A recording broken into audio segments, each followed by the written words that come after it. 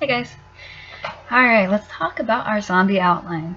Our zombie outline is a facetiously named assignment based off of our skeleton outline, and it is essentially just adding on some content, fleshing out that skeleton and making it more of a zombie, putting more meat on the bones, so to speak. What we're doing here is we're literally taking our skeleton outline and writing a paragraph under each bullet point that we presented. And that's it. That's all we're doing.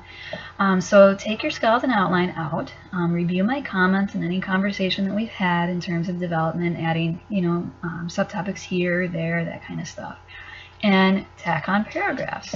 We do not want to be using first person. Okay, let's not use I's.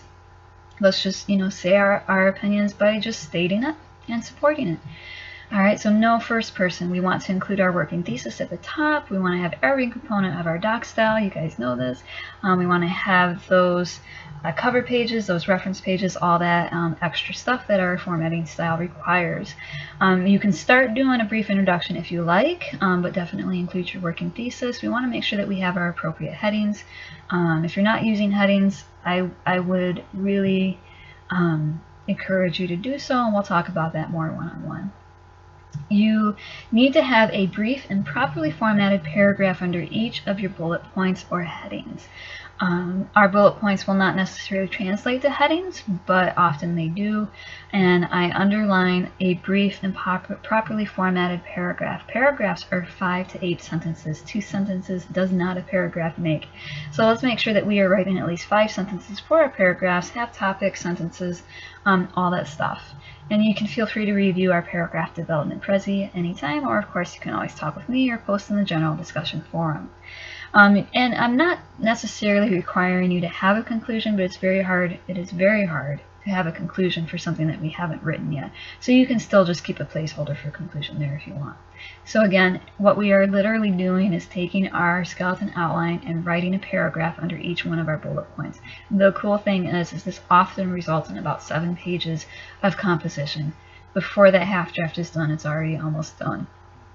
Almost completed. How cool is that? I told you these assignments built upon each other.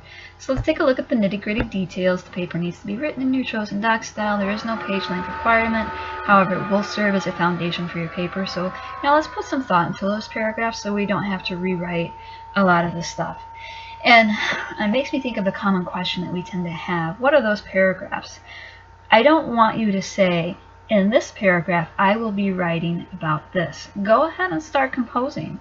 So under my Firefly heading where I talk about character development, I would start out by saying one of the most appealing things about Firefly is character development, rather than saying in this paragraph I'll talk about character development. So let's actually start composing our paragraphs that we want to use in our final paper.